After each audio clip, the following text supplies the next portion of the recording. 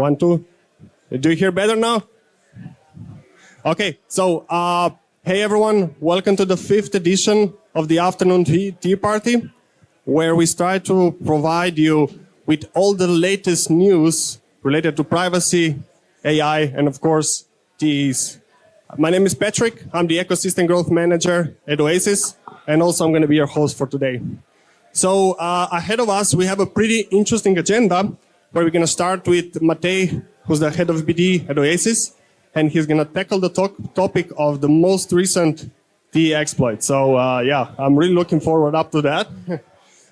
Then we're going to continue with Ricardo from iExec, and after that, we're going to have a panel discussion full of brainiacs, starting with Bruno, who's a DevRel at Polygon. Then we're going to have Cameron, who's Director of AI at NIR, Marko Stokic, who's the head of AI at Oasis, and also Medamin from Bond Credit. The panel will be moderated by Martin from iExec. After that, we have 2 more panel discussions. Philip Resbach from Space Computer, and one of the co-founders of Fluence. One thing, at approximately 5 p.m., once we are done with the talks, there are food and drinks coming up. And also one very interesting thing, we can also have a poker tournament. So if you're interested a bit into that side of things, stay with us. So yeah, let me invite on stage Matej Janeš. Thank you very much, Patrick. So yeah, once again, anybody wants to chat, no problem. Just kind of take it more to the back of the room so people who want to listen in can hear better. Can you hear me well? Yeah? Okay, perfect. So yeah, moving straight to the topic, right?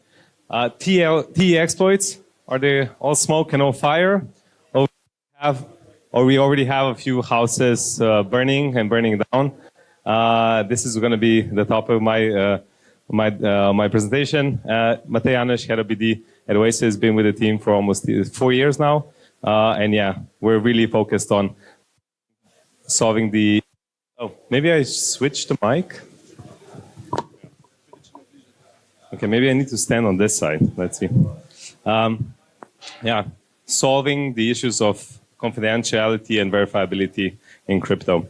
So, if I go just quickly over what TEs are, I think the majority of this room know what TEs are, but just for the new ones among us, these are trusted execution environments.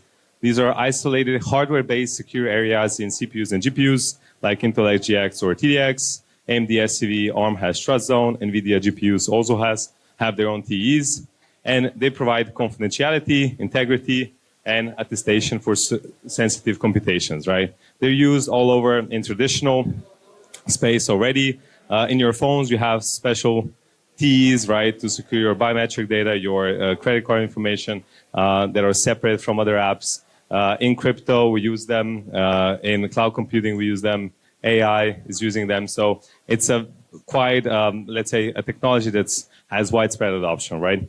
And that TE adoption was really seeing a big increase lately, right? By crypto project, there was a clear need for scalable, verifiable, confidential compute, especially with all of the AI use cases coming in, right? And blockchain compute and not being enough, right? And how to do stuff off-chain, but kind of keep the integrity that we like with on-chain compute, and TEs come into play here. We see, one of the latest few additions, Eigen and Chainlink, are joining kind of the space with their verifiable cloud compute. And everybody's like, it's super easy, just put in the TE and that's it, right? And then a few moments later, we have the TE fail, right? That was the kind of revelation last month, where researchers were able to break the trusted execution environment. It was very bombastic, especially on X, and especially by projects that don't use TEs, so NPC, ZK potentially some projects, saying that TEs are done, TEs are broken. I got DMs from a lot of friends because they know I work at Oasis, so how can you respond to this? And maybe we just have a quick look at what TE fail is in theory, right? So if we're very technical, it's a physical interposition on the DDR5 memory bus to exploit deterministic AES-XTS encryption. AES advanced encryption standards, and XTS is for storage. But in plain English, it's basically researchers built a reliable ciphertext dictionary due to Intel's scalable SGX, that's kind of SGX v2, deterministic memory encryption, right? So what this means, the same plain text and same physical address mean same ciphertext, right? And combined with pin DRAM regions, you know, mappings leak kind of the enclave memory. In reality, this looks something like this, right? So you need physical access to attach that interposer, right, device to the memory bus. You also need, it's not just enough to have the physical access, you also need to have root privileges to modify the kernel drivers, right, and gain control. So the attack really is not that trivial, and there's no possibility for remote exploitation, right? Of course, if we have anybody being able to participate as a node, right, then they can do this at home. So yeah, the attack is possible. If you're relying more on data centers, you kind of rely a little bit on the security of the data center, that they don't just enable anybody to come in with a suitcase and plug into their machines, right? And there was always the discussion of this kind of security of TEs is the security guard's gun in the data center, right? But yeah, there is this this potential that it's possible, right? But there's a small twist to this exploit, right? The exploit is not really a flaw in the design, but it's a design choice by Intel scalable SGX, right? Intel V2 back in 22, when it was introduced, they said that the memory is going to be deterministic, right? And here at the bottom, this is a GitHub issue, right? You can see Bennett, he's from Oasis Labs, asked exactly this question, right? Does this mean that, you know, the memory is deterministic? And the reply was yes, right? So it's not that much of a problem of how the design was, but how TEs in general were used, right? And here I can say that for us, wait just a second. Okay, I guess the slides are a little bit switched around. So yeah, so the key thing is that the TEs are no silver bullet, right? It's not enough to just slap on TEs to any solution and then think everything's confidential, verifiable, and you don't need to worry about anything else, right? They're not a panacea, but really an essential tool for to build upon, right? So the strength is efficient privacy and verifiable compute through hardware-rooted trust, right? But limitations are, of course, the physical and side-channel tasks, vendor lock-in. There are efforts to have open-source TEs where we're not at the mercy of Intel's decisions on how they want to design their SGX, TDX solutions, right? But currently, the situation is like this, so we need to kind of work with that, work within that design space, and design our solutions to mitigate all the drawbacks of Intel's design, right? And the main point here is, you know, we shouldn't be looking at replacing TEs, you know, but complemented with additional on-chain consensus enforced policies that go beyond the vendor trust assumptions, and of course, adding other PETs, right, like ZK, MPC, for additional defense in depth for specific use cases where it makes sense. If I go back, so our tech stack, we can call it as like an enhanced TE stack, right? It was never compromised by the TE fail hack, right? Because we have multiple layers of protection. So we're already using like a hybrid TE MPC structure with hardware-specific policies, right? So for the key manager, right? It's not derived directly from the TE, but we have this key manager committee, you know, that uses Chirp, which is like an advanced protocol that enables proactive refresh and handle of secret shares, and a dynamic committee without restructuring the secret. We can set per application policies to enforce the use of only SGX v1, which has a non-deterministic memory, right? Participants have an economic stake in the validator set, right? They need to stake rows to be able to participate, to be able to execute the computations. And these policies are all enforced on chain and cannot be bypassed even if the TEs are compromised, right? And then there's also, scoped keys. We have ephemeral time scoped keys, right, which are used for transaction encryption. So that means that even if the TE is compromised and the keys are extracted, past transactions remain protected because those keys get deleted, right? And we have contract scope keys. They are unique per contract. So storage compute nodes only receive the keys for the contracts they're operating on. And of course, you have to have these adaptive security policies, right? Because, for instance, when the attack was, I think, am I lying now? No? Because when the attack happened, we were able to blacklist all the CPUs that were compromised, and we can only then have the non-vulnerable CPUs kind of in the consensus. Proof of Cloud, that's an initiative right now between the TE projects, can also fully be integrated due to the same system of on-chain policies. So what's our goal of our stack, right? To have users deploy secure and decentralized TE-based applications instead of centralized and insecure ones. So what our stack offers is decentralized key manager, app policy management, execution transparency, build reproducibility, immutable and transparent upgrade and deployment history. Everything's written on-chain on our stack. Trustless consensus and forward attestations, and decentralized TE compute markets. Now, if we take a look at a few kind of useful use cases, we have a few examples that you can kind of look up as well. Right now, everything related to AI is still very, very hot. And one of our engineers, Peter, created this nice version of an LLM Oracle, verifiable Oracle, verisage.xyz. You can check it out. We have X402 standard for kind of confidential microservices implemented. We have trustless agents like RWT3 and Talos that's deployed on Arbitrum.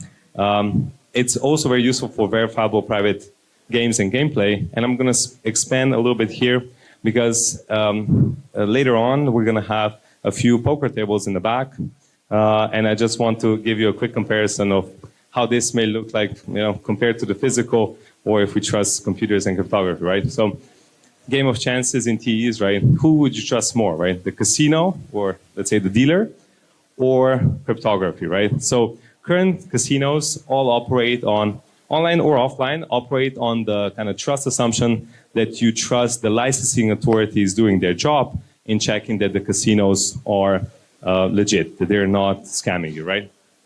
And with physical, well-known casinos, it's probably a little bit easier. With online, everybody in kind of set offshore, it's a bit more difficult, right? So why wouldn't you have a venue where the trust assumptions are minimized to the verifiable execution of the audited code on decentralized infra that you can then ensure there's no foul play and you have real odds at winning, right? So if we look at let's say a concrete example of Casino Hold'em, that's a casino version of Texas Hold'em, right? It's a multi-step game, right? You have chance like blackjack, baccarat, poker, and these are really hard to execute on-chain because you have multi-step betting, right? So it's not just one bet and then the resolution, but you have, one card gets revealed, then you bet second card and you bet, right? Slots roulette are pretty easy because you have VRF, RNG, right? And that's the whole resolution. So you need, for Casino Hold'em, blackjack, and similar games, you need confidential, verifiable execution during the game, and then you can reveal and audit the cards post-game, right? And these role here play the role of enclave shuffling, dealing, right, privately, and then attesting the randomness verifiability. So what the players need to trust here is only in the blockchain, the TEs, instead of offshore licenses, and that makes it scalable, cheap, fun, a cheat-proof fun. And I think this is like a very direct example of how something can become more verifiable and transparent without a big overhead, and something that is more tangible, let's say, for people to understand, right? So yeah, when you're playing, look at the dealer, if his sleight of hand is better, than your eyes, or you'd prefer to play something like this. I think I need to wrap up a little bit because time's catching up, but yeah. Anything else you want to see? So the point of my talk today is basically TEs are not the silver bullet. It's not enough just to put in a TE and say that's it, right? We need to have more let's say, more elaborate complementary systems with other PETs to be able to utilize the full, let's say, advantages of scalable compute with TEs, and then complement the more, let's say, more, not more secure, but just a more cryptographically supported technologies to have the really resilient solutions, right? So yeah, if you want to build on the Oasis stack, check out oasis.net. For quick deployments of these apps in RTEs, you can check out Raffle.app. It's a front end that helps you with the easiest deployment of your app. And if you want to get more info or you want to chat with me, here are my TGX and email, or just find me afterwards and we can have a chat. Thank you very much. Cool. So yeah, thanks very much, Matej. Regarding the Q&A session, we're gonna rather doing it later after we're done with the content part. So yeah, let's continue with the presentation. Let me invite Ricardo on stage, who's gonna have the presentation with the title of Privacy, the Missing Piece of DeFi. Thank you.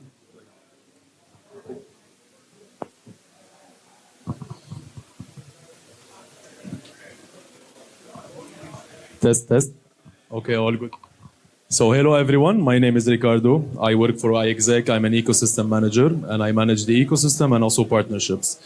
And thank you so much, first of all, for coming into the TEE Party. I'm really glad also to be here. And today's topic is quite interesting, where we're mixing privacy with DeFi. And DeFi is an element where everybody in this room utilizes either on a daily basis or a weekly basis. It's really essential when it comes to blockchain technology. So how do we mix privacy with DeFi? But before we jump into that topic, I think it's good to better understand how iExec makes privacy possible and easily accessible to anyone.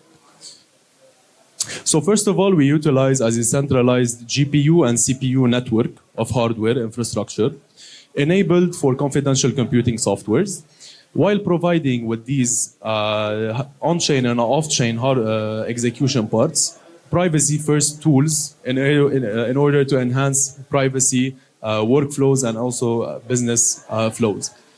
And on top of that, with these tools and SDKs that we provide, that utilize our privacy infrastructure, you can share the access to this encrypted data with anyone that is whitelisted or either that gives certain permissions that the admin sets, and also at the same time monetize the flow to access this encrypted data, where you have a whole economy of monetization and access encryption, decryption mechanisms. And when we talk about data, this term is going to come a lot in this presentation and also in future presentations. We need to understand better the data states and data types. So first of all, we have the data that is at rest, is chilling in somewhere in a cloud or in some type of storage device. I need to put this, can you hear me better? Okay. Somewhere in a storage device. Or when data is in transit, when it's going from point A to point B.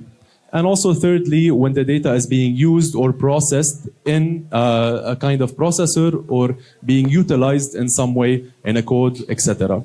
And during these three states, data is vulnerable and it needs to be secure and private.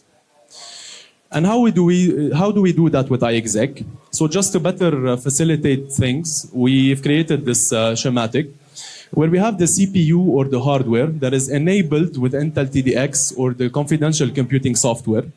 And inside the CPU, you can deploy a T or a trusted execution environment. Consider it like an enclave or a black box that can isolate any type of processing inside of it from the outside environment. So keeping it safe from any malicious actor, any hacker, or any person who wants to change this data that is inside of it. And just to mention that data can be anything. It can be AI models, it can be an Excel sheet, it can be a picture of your dog. Depends on your business model, how you want to utilize it. At the end of the day, if it's some type of sensitive data, it should be encrypted and it should be kept private. And of course, we have the off-chain execution part with the hardware, and we have the on-chain execution part where you have on-chain attestation to verify the encryption and the data. And of course, with the whole fuss about the hack and the SGX and all that, we will just want to certify and validate that iExec is currently shifting 100% to TDX. Currently, SGX is being setting down, and all the processes are going to be utilized with TDX right now from this moment by the end of the year. And of course, in order to expand even more our ecosystem and be aligned with our core idea to provide privacy-preserving tools in an easy way to anyone, we've deployed the iExec infrastructure on Arbitrum. So currently, projects or builders who are utilizing our infrastructure can execute confidential tasks on Arbitrum natively. And while checking our ecosystem map, in 2025, it has grown a lot, notably with a lot of partners that we collaborate on different technical topics in order to advance privacy and excellence. And also at the same time, we've seen a big flow of builders and projects that are interested in privacy-preserving tools. Here we've highlighted the top 10 that we're working with, but there's of course many more. You can check our website to see the full list of our ecosystem map. And of course, at the heart of the iExec infrastructure, we have our native token, the RLC, that powers everything when it comes to confidential task executions. It's the whole economy and the life cycle within this infrastructure. And it's available on all major exchanges, no promotion. So we've discussed how TEEs work and how iExec work, what we aim to do, and what our ecosystem is currently building on. I think it's important to also showcase how we facilitate the access to privacy and TEEs. So first of all, I'd like to showcase iApp Generator, which is a CLI in normal human business terms.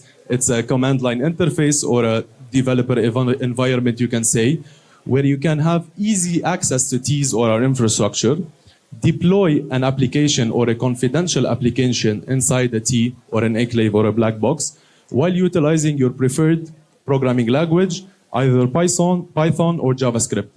Just to sum it up, it's plug and play, drag and drop, easy to use, create your very own customized use case included within your workflow, and enhance your privacy within your project. So I think also to showcase what has been built with iApp Generator from our community and from the projects that are utilizing iExec, we should discuss about confidential messaging. So this is where you can send confidential messages as a project to your users without revealing their sensitive data and keeping them anonymous. And in this case, the sensitive data or the protected data is either the Telegram chat ID or handle or the email address.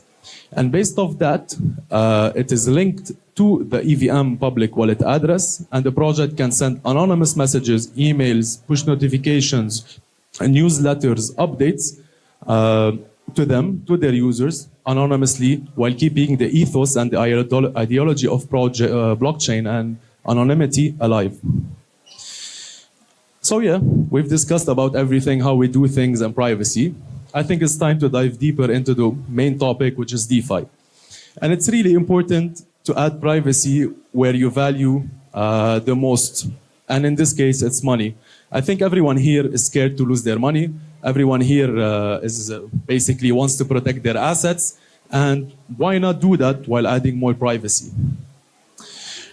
And just to mention that DeFi and DeFi protocols currently have the biggest market share in the crypto space, having more than 90% of all transactions, and also stable coins, which are basically DeFi, also have more than 80% of market share within this industry.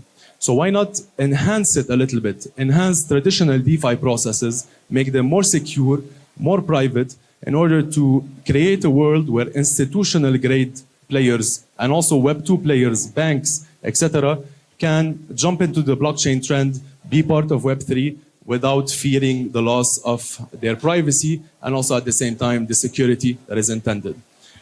So some of these DeFi workflows that we'd like to focus on, and we're currently also focusing on, are settlements such as payments, transfers, sending X token from A to B wallet. It includes swaps, it includes liquidity pools, it includes borrowing and lending. So imagine if you can hide your wallet address or hide the receiving wallet address or even hide or encrypt the amount that is being transacted from point A to point B. And that would be really interesting. And it's currently being done because everything can be processed and executed within a T or a trusted execution environment while deploying an iExec confidential application. And one of the biggest problems DeFi is facing currently, and that is making a lot of people, let's say investors, losing money, are MEV bots and front-running bots. What are these? Basically, when you set an order to buy X token at X price, on the blockchain, you can get front-run by a node runner, and he gets a better price than you. You get sandwiched, and you will be buying at a higher price. So basically, you're going to be losing money. So imagine if your transaction is confidential, this risk will be removed totally. And when we talk about privacy, we talk a lot about compliance and regulation side, when regulatory side. The thing is, with TEEs, you can grant access to this data to specific people. So, for example, if you're encrypting a transaction or some type of DeFi activity, you can give access to a regulatory body, let's say the taxes or the government, to check these for you in order to be compliant. And this framework is currently being studied in order how to enhance it. And of course, KYC and oracles. So yeah, I think I talked a lot about this.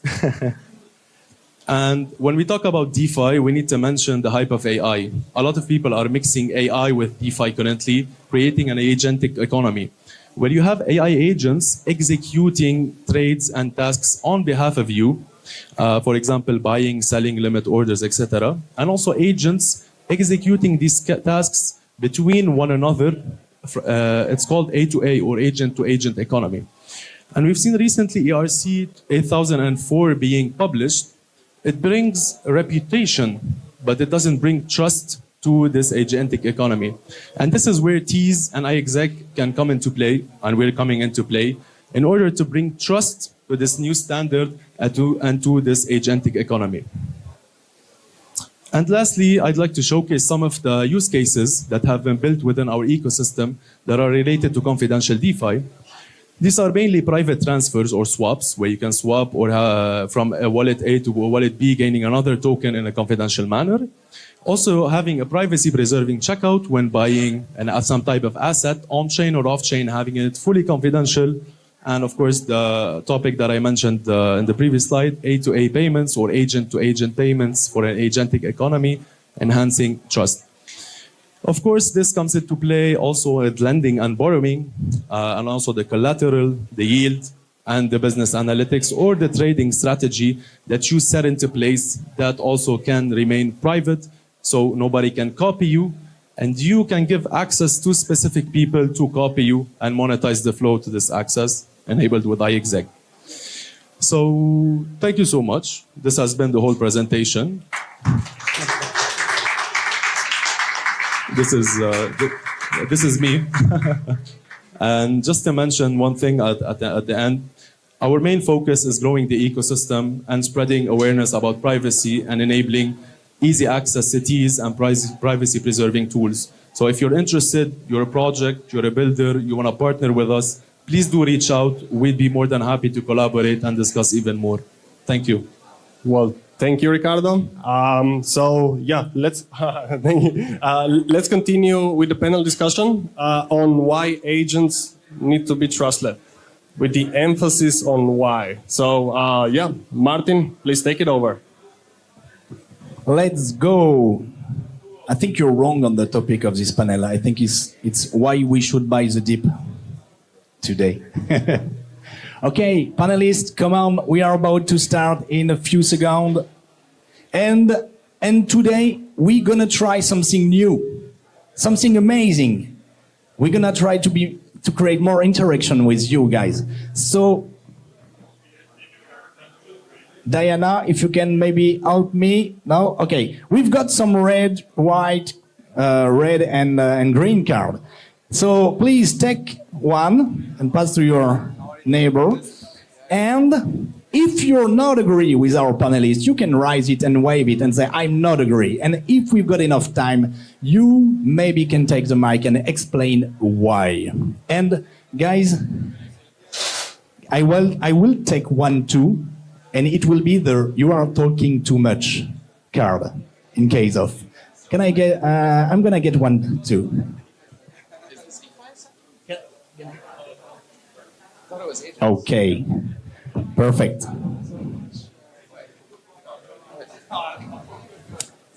I think, and we will use this card to do some quick survey. And I've got some hard question, easy question. So if I say easy or tricky, you can choose between easy question or tricky question. But let's start the round of intros. I'm Martin, iExec Developer Relation, and you already know what we are doing. Thanks, Ricardo. And let's do a round of intro. All right. Hey, everyone. I'm Andrew. And your mic, keep your mic even louder. All right, that's better. Hey, everyone. I'm Andrew. I used to be a security researcher at the University of Illinois. I've recently been working on consumer apps backed by TEEs at a Teleport and Incubated Flashbots project. Hi everyone, my name is Ned. I used to work as a solution architect for multiple layer 2s and I'm building Bond Credit and I'm the CTO. Oh, nice to meet you. Hey everyone, I'm Marco. I do all the fun AI stuff on Oasis and currently mainly work with agent projects. I'm Bruno. I work as DevRel at Polygon and I'm your resident Web3 skeptic. So I'll have the most negative opinions here today. How's it going, everybody? My name is Cameron Dennis. I am Director of AI at the Near Foundation, and it's good to be here. Cool, I like this energy. Let's do a quick survey. Who already use a Web3 AI agent? 1, 2, 3. Okay, not bad. So I think just to be sure that we are all aligned, let's define more clearly the topic. We talked about AI agent. Can someone just explain briefly what is an AI agent? The first come first. Yeah, sure. Okay. It's an LLM with a tool call. Okay, that was short. It's okay. You can add some info, yeah. It's simply a piece of software that is autonomous and capable of reasoning via LLM. Okay, nice. Thank you. And a bit harder, what is it trust for you? And I want a quick answer from everybody. What is trust? Sorry, it's my French accent. For me, it's control. So can I control the outcome of, in this case, agents? Like as soon as I have lots of information and I kind of have an idea of what's going to happen, then for me, there is trust.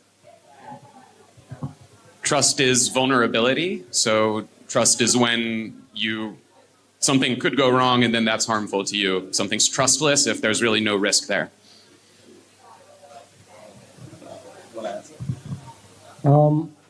Trust is vulnerability. I would say trustlessness is the ability to verify what happened, even if it goes wrong. Not that it can't go wrong, but if it does, you can actually verify why it went wrong and exactly what went wrong without having to trust anybody who's telling you what actually went wrong. Yeah, trust for me has two options. Either you trust because you earn that trust, or we trust you because of transparency, so we can actually verify everything. Then there is no reason for us not to trust. Yeah, it's just like confidence and security. Like I want to make sure that what I'm saying is not going to be exposed. And obviously, this is a very esoteric question that we can spend a very long time on. Yeah, definitely true. And about the AI agent, the trustless AI agent, is there a danger that we end up trusting AI agent more than we trust human?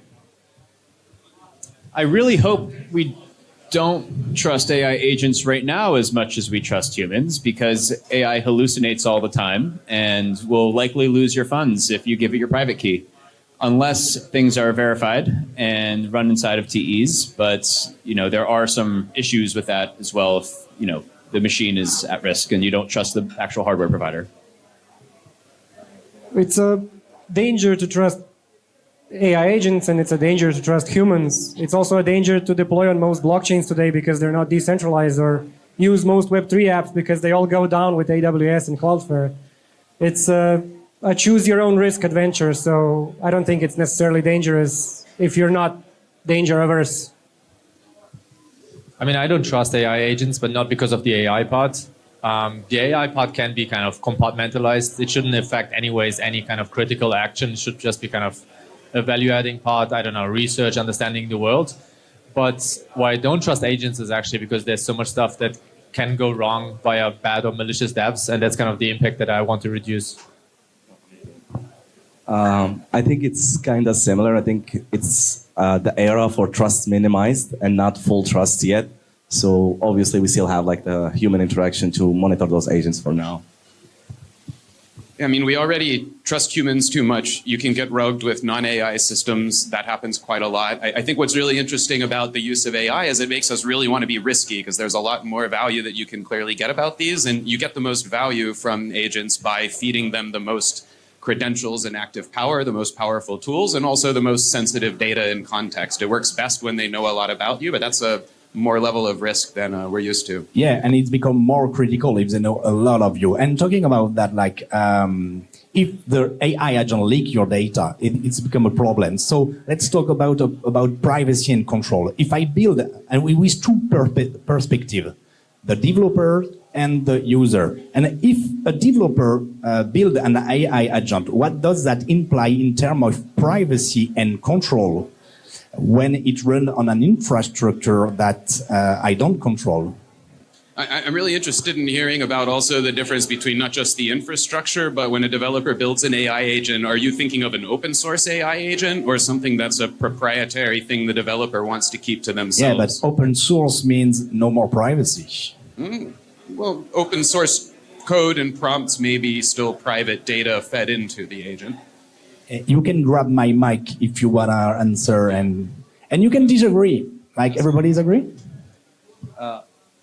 Yeah, I mean, when we talk about privacy and trust, if we want those agents to be trustless, at some point you might give up privacy to that agent. So it come out to how much you trust that agent again. So it's always about security and transparency. So if I'm gonna trust an agent with my sensitive data, I gotta know, especially as a developer, what that agent is doing, what it's capable of doing. I know the risk. So it's always about evaluating the risk. So humans or agents alike can leak your data. Yeah, but if this AI agent do some bad things, who is responsible?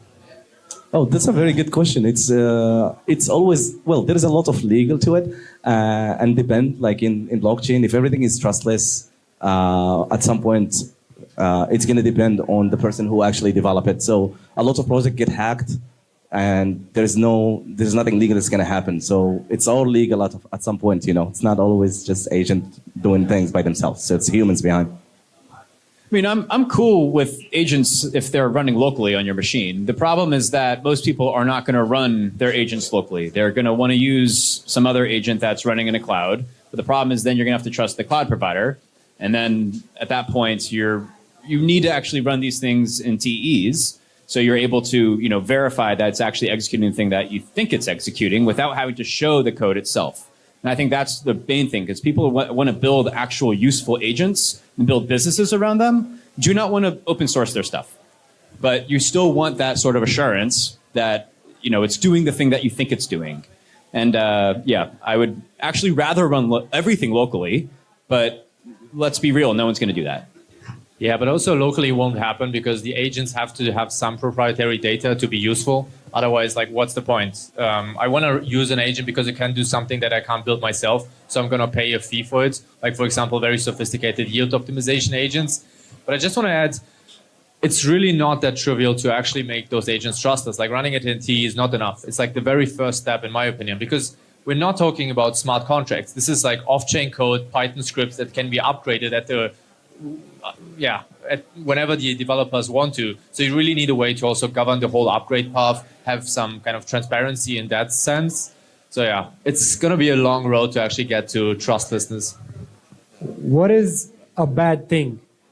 What bad thing can an agent do? Like, give some examples. Go ahead. Take all your shit. There is a lot of bad things. Like, if the AI agent is managing your phone and is just taking a position on the DEX, like he's doing whatever he wants, you can lose your money.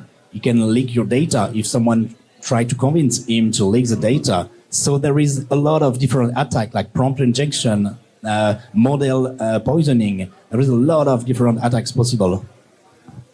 All of these sound to me like the fault of the developer for not securing the agent enough. And whether or not the agent runs in a TEE will not matter. If you prompt hack it to leak your data, it doesn't matter where it's running. It's going to leak it anyway. So in any case, it's all about how well they're developed and how aware the clients are of this risk. But I don't think this can be a risk that is easily avoided. People have to be simply aware of it. Yeah, true. Everybody agree? Oh, no, someone is not agree. Let's go challenge him. Thank you for the talk. I have two questions. Anyone, please answer.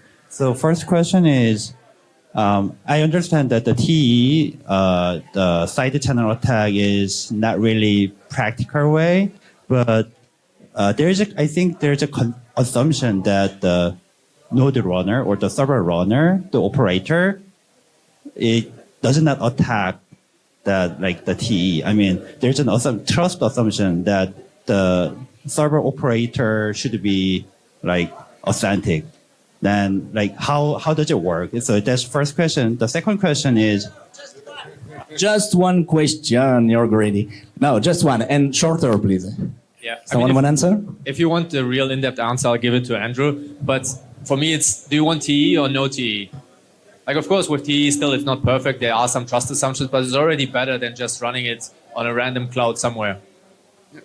I care the most about, I'm probably okay at trusting the cloud providers just for now. We shouldn't settle for that, but just for now. But I think what's really valuable is not having to trust the developer, because what's so appealing about agents in the MCP ecosystem is the same thing that was so much fun about DeFi early on. You can be any anonymous character and still make something cool as a new mechanism. You don't have to be a trusted guy. You just let it speak for itself.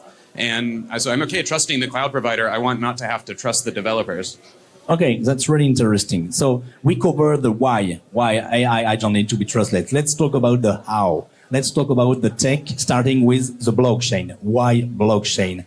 What can a blockchain-based agent do that a traditional AI agent cannot? I can answer that. So we work with DeFi agents, and the reason why we work with DeFi agents is because of the transparency. You know what is your money, euros, how it's being moved. And I know we speak a lot about full trust when you say trust, but we speak about trust minimized. The optimizer is always off-chain. You don't know what happened, but you know what is inside the smart contract. You can trust it. You know the code. You know what the agent can do. You know the risks. It's all about evaluation the risk, whether it's for your data or moving your money. So I think it's an era for trust minimized agent, and so there's always the off-chain component that is risky. The question was, what can an agent do that that you cannot do on Web 2? Technically, nothing, in my opinion, because an agent still depends on a bunch of single points of failures chained one after another. You have a DNS API endpoint that it has to hit. You have MCP endpoints behind, again, centralized API endpoints that are managed by a server somewhere. You have you have a facilitator that is usually one server that some company is running. You have a bunch of single points of failure chained, again, that this agent has to successfully hit. And in that effect, is no different than a Web 2 service. It does have access to DeFi and to on-chain finance, but only if it gets past those gates, which you can do from Web 2. Yeah, well, I can answer this because I actually disagree with that, because when I have my money in my bank, I don't know what the bank do with my money, and I want to know what they do with it. It's important for me. I need that transparency. And that transparency also when it comes to the fees. If I give you my money and you make 100 million and you give me 1 million, I'm a joke to you. On DeFi, you cannot do that. Everything is traceable. So that's the beauty of blockchain. That's why the whole system is built on the fact that it's transparent. And that's actually a huge plus. It's not something we can say there is no difference. So Yeah, just manage a wallet. It's manage a wallet that essentially can trade on any asset on any chain. That is the ultimate goal. Agents aren't going to care what blockchain they're deployed to. They just want to go where users and liquidity are. And so you need a framework that can actually enable these agents to trade across any ecosystem. And we provide that. Yeah, or you can shield your project. No problem. Okay, I like this one. Please just try to be brief on this one. It's my favorite one. Like, is trustlessness actually a feature users want, or just something Web3 builders want to believe? Like, do they really care? Oh, I think it's definitely necessary. I think it's a big reason why we don't have more DeFi agent adoption. Because everyone, especially in crypto, has at some point been rugged, scammed, we have clicked something wrong. I'm not going to deposit 10K into a random agent where I have no idea what is this code. It's not open source. Like if you check out all the DeFi agents, there's always some scripts that are not public. They may be open source in kind of the smart account management, etc. But the actual coding trading logic is closed source. So I'm definitely not going to trust those until I can verify all of those. I can have an idea on who's controlling the keys, that they utilize some decentralized KMS, and as I mentioned, kind of what's the upgrade path to the code. Yeah, you want to go first? Yeah, just real quick. It's something that people want. It's something people are going to need. If you don't want to run your agent on your own, which again, most people won't, you're going to have to have it be trustless, especially if it's managing your money and credentials. I think already there is trust minimized agents. Like if I give an example of Giza, I already know what they can do. I am still admin of my own account, right? Like they run the optimizer, they run like the logic, but they cannot rag you. And I think I keep seeing this word trust minimized the whole time because I think this is the future. We're not going to have full trust anytime soon, but trust minimized is here to stay. And I think it's great. We already have it. Yeah, I mean, users want trustlessness right after they get rugged, and users want the results of a competitive marketplace. And you need to avoid the rent seeking by not relying on bottleneck trust for that. I just want to give 3 questions to the audience so that you don't just randomly start trusting agents. Always ask who's executing this agent, where is it running, who's controlling the agent keys, and who can upgrade the agents. And then you will quickly realize no agent out there currently has good answers to this. Okay, you ready? No, nobody wants trustlessness. If we're looking at the microcosm of Web3, where there's 30,000 people maximum in a PvP server, pouring $1 billion from one account to the other for the past 10 years, then yes, we want it. We are the Web3 natives. We want this. I want this. I would inspect agents. I want trustlessness. People who we want to use our agents don't care about this at all. They don't care about privacy. They don't care about decentralization. They only care about the possible gains, utilities, and practicalities that they can get from these products. That's it. Yeah, thank you. That's really interesting. I think I agree a little bit. Oh, someone is not agree. Yeah. Until something bad happen. Okay, let's go. Let's talk a bit about privacy. Like we need trustless, we need security. What role can privacy enabling technologies can play, like TEE, ZK, in making AI agents more trustless, more safer? So we covered already this topic with the keynote. So someone wanna add something on this question, like ZK, TEE? Should we combine and add that? Yeah, so there's a lot of industries in this world that do not allow their employees to use AI at all. A lot of financial services, a lot of legal, a lot of healthcare, a lot of things. So if you actually enable verifiable privacy for these industries, it's going to be a huge unlock for productivity. And so do they all use agents? Some of them, but a lot of them are all building these agents in-house, and they're absolutely not happening out in the real world because they require a lot of sensitive data to fine-tune and actually make useful. And so I don't think that there's a lot of useful agents besides coding that are out in the real world. They're all happening inside of the walled gardens of enterprise. And they're saving a lot of time and money through this. And they do want to make sure that that interaction is private between different departments in the organization. So I'm seeing this right now. We're building agents for enterprises and like this, they're paying. I don't think privacy is the big unlock. I mean, we've been doing TEs for confidential compute for many, many years, but currently everyone just wants to use TEs for verifiability, which is great. I mean, this is the second kind of great feature from trust execution environments, and that's what it currently is being mainly used for in the agentic space. I think a lot of people have this experience where something pops up in your ads or your recommendation that's like, someone must have just been listening to me and now they're like, injecting stuff. That's a very, creepy feeling. The underlying, you are getting ripped off when people are strategizing against you using all of the data that, they've collected from you. And maybe users don't, describe that, but they notice the creepiness and are suspecting it too. So I do think that they want that. But how does that mirror in the agentic space? I mean, the agentic space is getting more, the agents make more decisions the more context that they have. So you want to be able to have an agent that's informed by all of your data, but you don't want everyone else's agents to be informed by all that private data.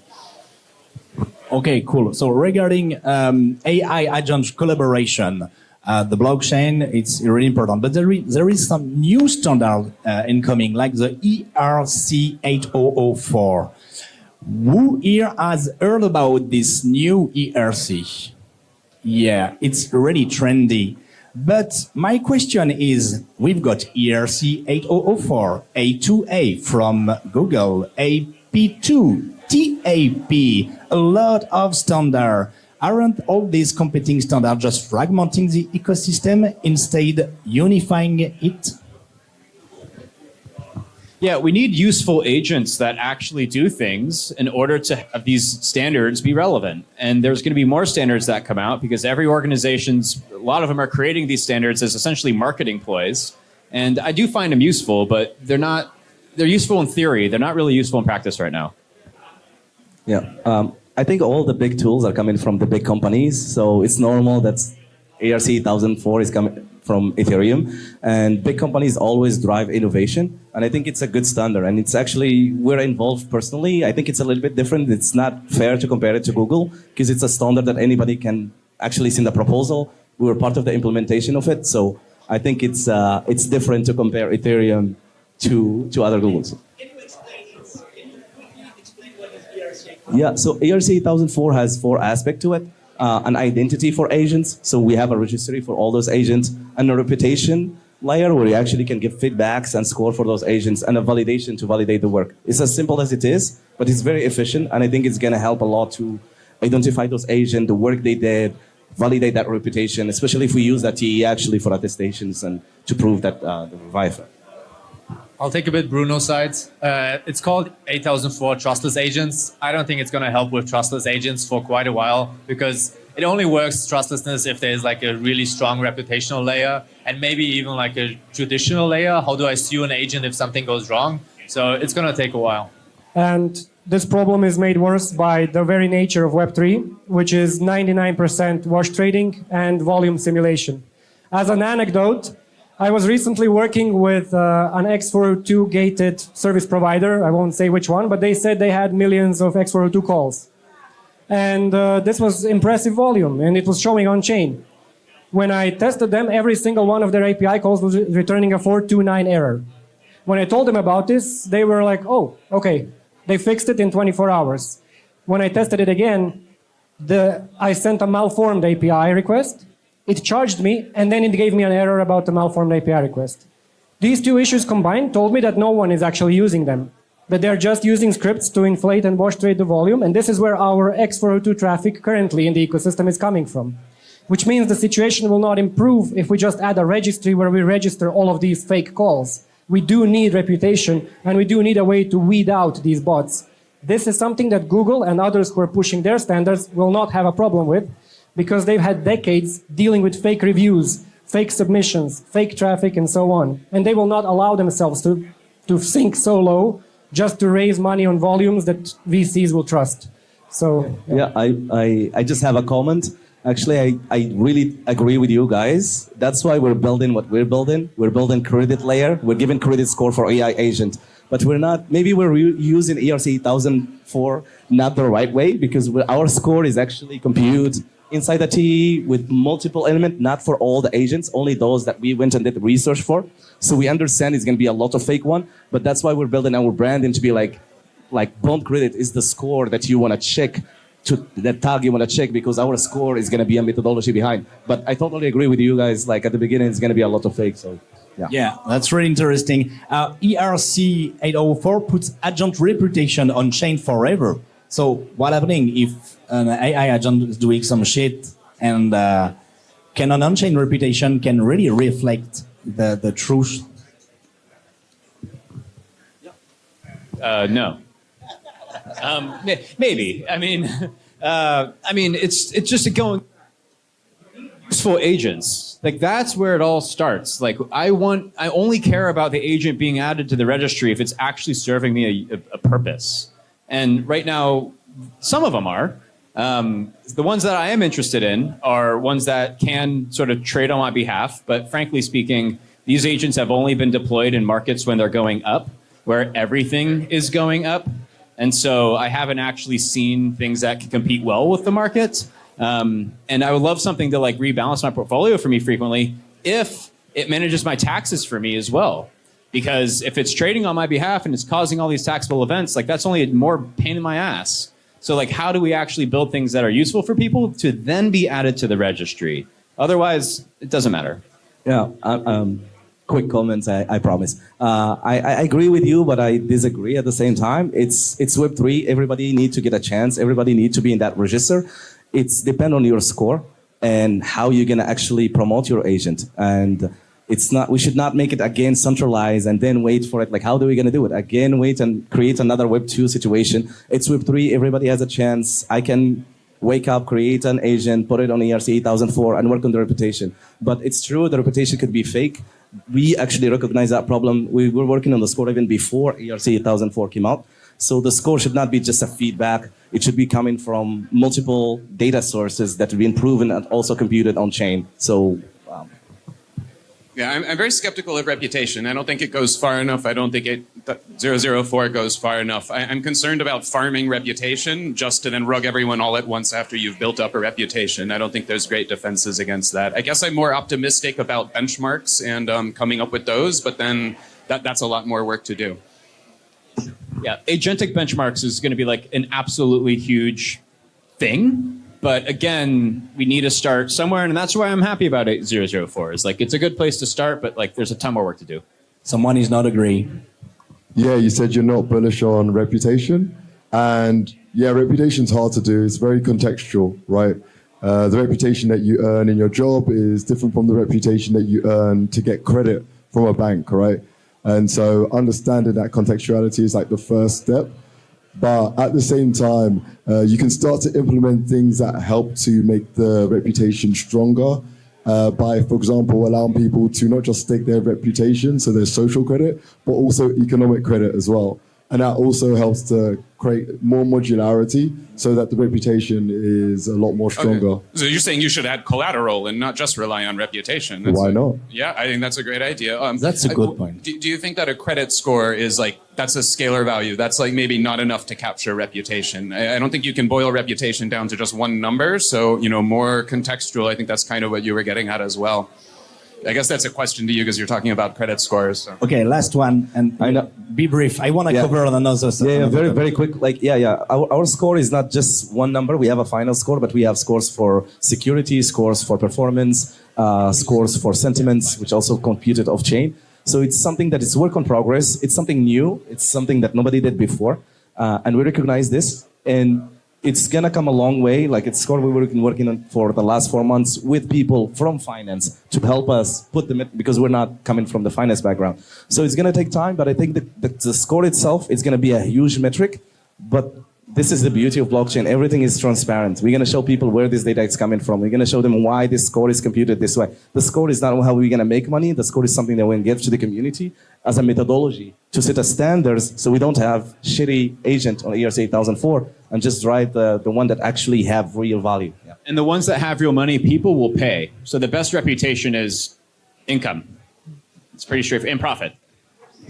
Perfect transition. Quick survey. Who is comfortable to let an AI agent doing some transaction on your behalf? Ready? Ready? I'm not at all. So, I think you get it. I want to talk about the X402. What is X402? Quick question. Go ahead. Yeah, I can maybe answer this. Like it's a payment layer for agents. So basically giving the agent the possibility to get paid through a payment gateway. So basically an agent could do a task for you and get paid for it once the task is being completed, and it could be between two agents. So there's a whole logic where the agent complete the task and automatically requests a payment and get for it. In short, it's a way to monetize HTTP calls. So if you need to pay for an HTTP call, you can now do it with the payment required HTTP code, which is HTTP 402.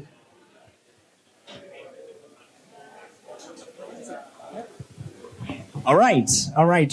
How does X402 extend ERC 8004 by enabling agents to interact economically and verifiability? I'm gonna just maybe talk about the use case and what we built like the last weekend. So basically, I talk about credit score, which is computed inside the TE. And basically, our score could be requested by another agent, and they can pay for that computation of that score directly using X402. So I think there's a lot of use cases for X402. This is just one of it that we used it and actually deployed it last week. So. I mean, am I just telling you what I like about X402? Okay, so X402 is cool, but again, we need more useful agents. We need the useful agents to actually transact with other agents in a micropayment way. And the other issue that I see is that in X402, you can't just send any asset on any chain. You actually need to send a specific asset to a specific thing, like merchant. And I think that's ridiculous. At the end of the day, people should just be able to pay with crypto, not pay with USDC on Solana. You should be able to turn your Doge to USDC on Solana if that's what the vendor is looking for. And so this is how we actually move beyond where we're at today, where honestly, like none of this is going to scale unless we have intent-driven facilitators. And there's a lot of trust being put into the facilitator to actually route that transaction. And this is going to be met with a metric shit ton of legal liability because you are a money transmitter. Yeah, I don't see it very much connected. 8004 works without X402. It's an amazing discoverability mechanism. It's supposed to be agent to agent, right? Agents have or can have easily wallets, so they don't need this facilitator in between. X402 is super nice for client-server communication and kind of transactions. It's a nice add-on, but it doesn't need each other. Okay, we've got 3 minutes left. For two questions. What's more dangerous or benefits for the society?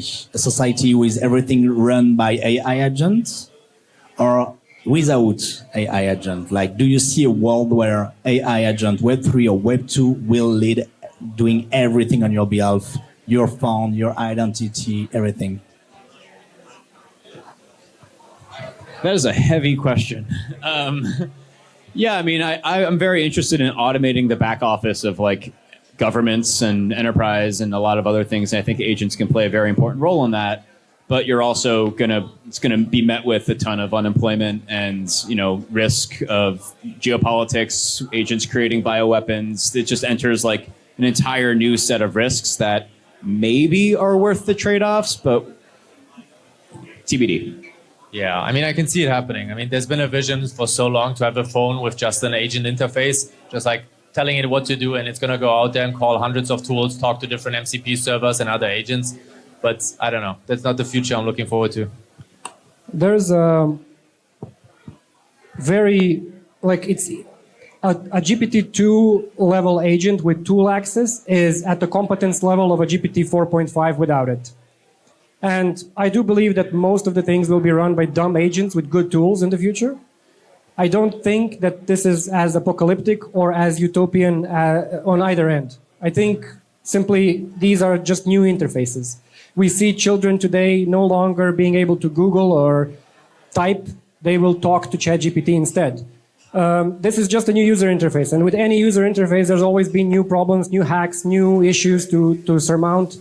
But I don't think it's going to be much different than any other user interface from before. When logins first appeared, they kept getting hacked, so they got improved, and we got 2FA and so on. So things get worse, and then they get better, and then they get worse, then they get better. So I think we're somewhere in the middle, neither here nor there. Did you watch the movie iRobot? I don't think we should agent do everything for us. I think they're gonna start to communicate between each other and realize how many wrong things are we've been doing. And yeah, you agree? Okay, I love this. No, I think we're not ready. I always talk about it should be in a managed environment. That's good that we have TE actually. It should be in a managed environment where we can pull the plug anytime. If we're talking really about the future from 40 to 100 years from now, we need to have like running inside that some black box where if we see that it do something wrong, we just pull the block. So I think no, they should not like take full control. And I think people take these things easy for now, but I think it's something that people need to be worried about for the future. So. I think AIs are normal technology, and they're definitely still here anyway. I think the real enemy is still centralization, governments, oversized corporations, organized crime. They're still the bad guy. They've got new tools. We have new tools too. Yeah, true, totally. Okay, last one. What is one concrete thing that needs to happen or be solved before trustless agent go mainstream, really mainstream? We totally need to have TEEs become the dominant thing. I really like seeing Anthropic and all the AI providers embracing that already, so it's on the way. Useful agents that don't just gamble for you, but actually do something other than gambling. T's in space.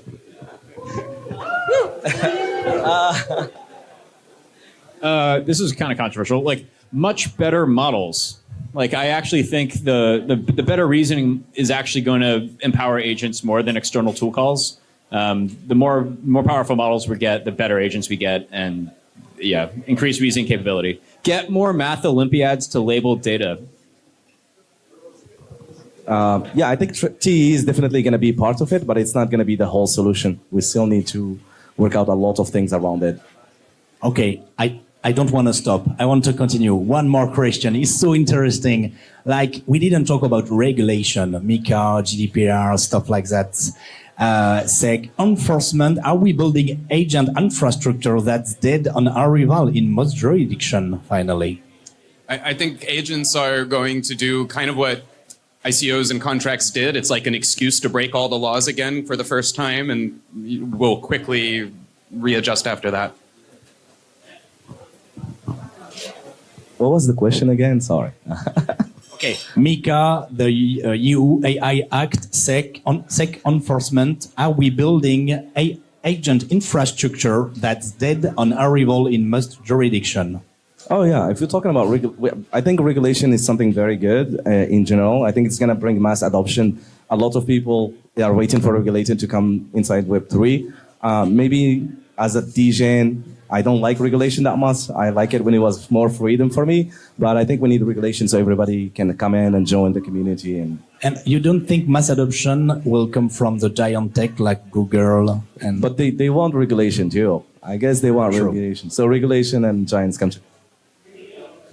Yeah, if you want adoption, you're gonna need regulation. But for now, the sandbox environment of crypto is super nice for this. I think regulation is retarded, and I think we have to avoid it at all costs. We will not avoid it for as long as agent infrastructure, any level of agent infrastructure can stop if one single point of failure in that infrastructure is stopped. So full decentralization is necessary. Otherwise, yes, it is dead on arrival. And I say this as somebody who's running a little GPU renting lab out of Europe. It's not good. I'm actually pro-regulation, but I don't think it's going to matter because the system's going to get way overwhelmed by agents pretty much infiltrating every single vulnerability on the internet. And all GDPR, HIPAA, whatever, you're not going to be able to enforce it. I live in San Francisco. There's so much crime and stuff on the streets that you can barely enforce it. And I've seen firsthand what happens when you just, shake the system so hard, it kind of stops working. So I actually think compliance is short term. True. Okay, last one, but for you guys. After this panel, who feels more convinced that AI agent Web3 are useful, and do you want to use it now? You can use your green, red card on, yeah? Okay. I think you convinced them. Not you, but the other. Okay, thank you very much. It was really amazing. I think we could continue for 1 hour more, but we can't, unfortunately. Feel free to ask them some question after, and a big round of applause. And wait, guys, we need to take a picture. Wait, now, come on. We need to take a picture together, like a beautiful picture. You can all take a picture. You can all take a picture of us, and you can share it on the social. iExec.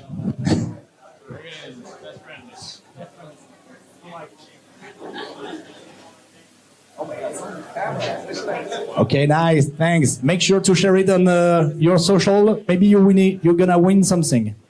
No, I don't know. Alrighty, thanks everyone. And also, Marco, thanks for the cue about TEs in the space, because this is exactly the topic that you're going to listen about in the next keynote. So before we continue with the next keynote, I would just kindly invite anyone who feels like chatting to rather doing outside instead of inside, because it's getting a bit louder here. So let's continue. Philip, join me on the stage. Thank you.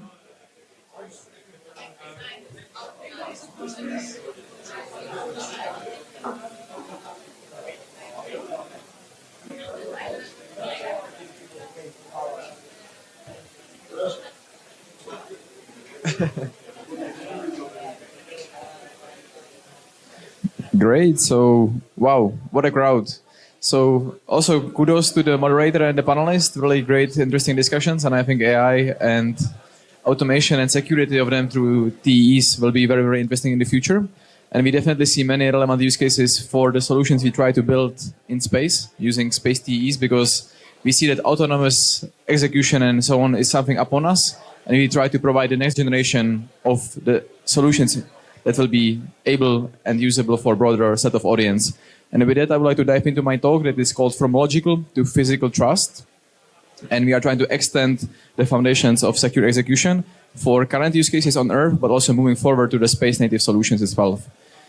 Firstly, many of you are always asking why space. So we see that the meta regarding space is brewing very hot. It's already upon us. We see that every week, every couple of weeks, months, there is a huge leap forward with respect to the technology and what space can actually offer to us. I think for some of you that before they joined DevConnect, roughly 2 weeks ago, a company called Starcode have launched the first data center in space that is able to operate a full-fledged NVIDIA H100. For those that are familiar with TEs, you might have already heard it before because it's one of the GPU that actually is already providing TE capabilities, and this time it's running in space already. So it's actually something very interesting also moving for us forward, that there start to be more and more activities regarding running expensive computations in space. And of course, the other partners are more and more jumping on the capabilities. Next one is Starlink version 3, also providing compute capabilities on it. And this is actually something where we see how to position ourselves and partner with more future space partners to see that they can deploy our software stack and run the validators and participate in our layer one blockchain itself. So as we know, the space is open for business, and more than ever before. So we definitely see that if you would be talking to us 5 years ago and now, it's a very different time to actually join the market and start to build the vision that we envision moving forward. So briefly talking also about what we try to build. So we envision to provide an application and compute layer, and it's supposed to be a public compute layer where we want to provide payment and smart contract platform native for the space itself. We definitely know that already, as we see in discussions before, security starts to play more and more crucial role in many applications and use cases. And we definitely envision that the future moving forward will be more relevant as well for space-native solutions. Either when it comes to communicating and offloading some compute to space, relying on edge compute nodes themselves that are close to the LEO constellations on Earth. But of course, the more automation we have, the more frictionless experience we will also expect from applications itself. And of course, all of these applications with respect to policies that are authenticate the usage of the respective applications will require also additional key materials itself. And this is, of course, can be enabled by TEs, and for that you need a very high level of confidence and security in place to make sure that actually they can be provided and operating in various levels of sensitivity depending on the use case and application you envision. And of course, last one, we need to find a way on how to provide security also to users on Earth, but also prepare ourselves for the next set of applications and use cases that will be enabled by new markets that will be growing in the space-native economy. And for that, of course, we want to see how we can combine both of these mixture and prepare ourselves for the solutions. As a space computer, we are still rather a young project. We have been around actively 1 year since we published our blue paper last year, this kind of outlining the vision we are trying to provide with respect to our L2-tier architecture. I believe some of you might have already heard the talks in the past, but I think I just want to briefly reflect on where we currently are. And definitely from something that we have seen and heard a lot of times is we know that in the 10-year time frame, the space will be great. It's ready. But if you look at it now, we see that there are many challenges both on compute and communications that are actually very much real. We are facing them with respect to our design choices and with communication with different partners, but it's actually something that let us and made us understand on some of the challenges we have to solve, and actually made us even more optimistic that our solutions we can provide can actually have a huge impact on the way on how the space-based infrastructure is going to develop in the future. An example that we already see, and this is like very scary if you look at the internet communication on Earth on how much percentage of traffic is actually being encrypted, the space is not there. Like the researchers have shown that around 50% of traffic that is being sent and communicating between satellites is unencrypted, which is ridiculous, especially considering the type of applications that are currently using space. It's usually, you are talking in that sense about sensitive data that are being just transmitted, and anyone who has a simple RF antenna can actually listen to this type of information. And it's actually something that we try to change and try to provide the infrastructure for it ready for future. But also it meant that we got a little bit slowed down. So we had to crawl before we walk, and we walk before we run to basically build up the foundations that will accelerate our activities moving forward as well. This experience led us to define our roadmap and plans moving forward into 4 prongs of offerings. So of course, our ultimate goal is to build a layer 1 confidential blockchain in space, for which we have the activities regarding the celestial and uncelestial infrastructure. But of course, before we get there, we have to build the trust minimized gateway, which should be open to public if you want to communicate with your infrastructure running in space. And what we also want to provide to users is a unique set of security services that you can consume and integrate into your applications, either with respect to Cosmic True Number Generator, which is already our offering as of now, but also moving forward solutions like proof of presence, key management service, provable, verifiable ZK knowledge proofs running inside of a TEE in space, and many, many more that I think are something very, very interesting for us. So before we dive actually into the frontier of running a full-fledged L1 in space, let's take one step back and see what already we can provide now, and what actually is something that we see immediate in the next couple of months from our end, is how can we actually already integrate and provide capabilities by even a single satellite. So for that, I will be talking about 2 fundamental components that actually we are already having developed as of now. One of them is called Orbit Port, which is the trust minimized gateway. And second one, of course, is the satellite that is already as of now providing some form of a trusted execution environment capabilities.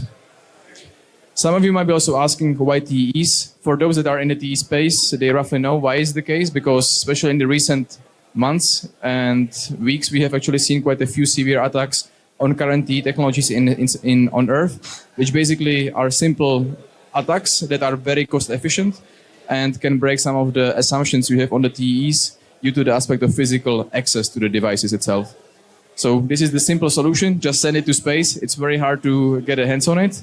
And hopefully, until we at least see some advancement in other aspects, the physical isolation is quite strong in space. But it's not only about the physical isolation, it's also the aspect it's beyond borders, beyond reach, and of course immune to the physical tampering. So it's definitely something that we envision as the ultimate tamper-proof and censorship-resistant layer itself, which is basically the main idea behind the space TEE, that where we want to provide a computational resilience with respect to the environment where you actually run your sensitive tasks. I think I don't have to dive into the capabilities of TEEs. For you, it's something most likely known, but definitely the important part is the attestation that you want to prove to any third party that actually you are running a particular sensitive workload, or your information that you are interacting with, it's coming from the secure environment itself.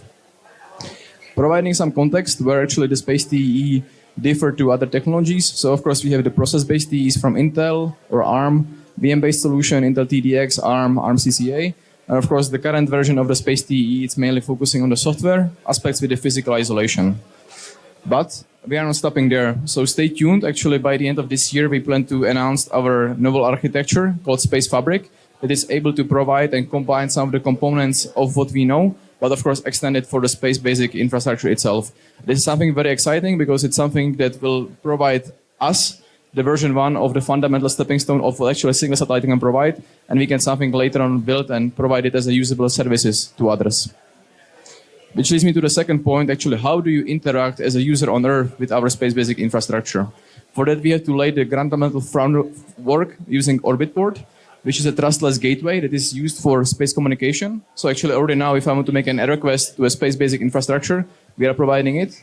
And it's aiming to provide to users on Earth end-to-end confidentiality and integrity to the messages, which is actually something that is unlocking many of the use cases we envision moving forward. As of now, we are already managing this service. It's already something available for one of the services that I'll be talking about a bit more in detail. And you can think of it from the user experience as a typical API that you already can interact and move forward and integrate into your applications. Moving forward, we actually plan to make it trust minimized. So you can think of it as a trustless gateway that is running on Earth in a TE, and it's setting up the secure communication channel with the respective TE on satellite itself, but of course is able to also provide the requests that are later on forwarded to the space infrastructure moving forward. And we are actually designing in such a way that it can be operated by other partners from our network that will be interested in running this type of infrastructure as well. And of course, since we are in the Web3 space, the decentralization is a very important point for us. And we are envisioning that in the version 3 of the Orbit board, we of course want to have it as a capable solution for anyone who wants to join and participate and have a native way of communicating with space itself. So you can think of it, as we see also from other ecosystems, as a confidential RPC client that is able to interact and provide the capabilities you want for any type of the use cases we envision moving forward. Now when we know how to communicate with the satellite, we know what the guarantees the satellite provides. Let's look into some of the use cases we already support as of now. And you can actually get your hands dirty if you want to and start to integrate it into your applications. The first of them is called CTRNG, is the Cosmic True Random Number Generator. And the reason why it's actually true random number generator is due to the physical phenomena of space radiation that is actually that we are able to harness.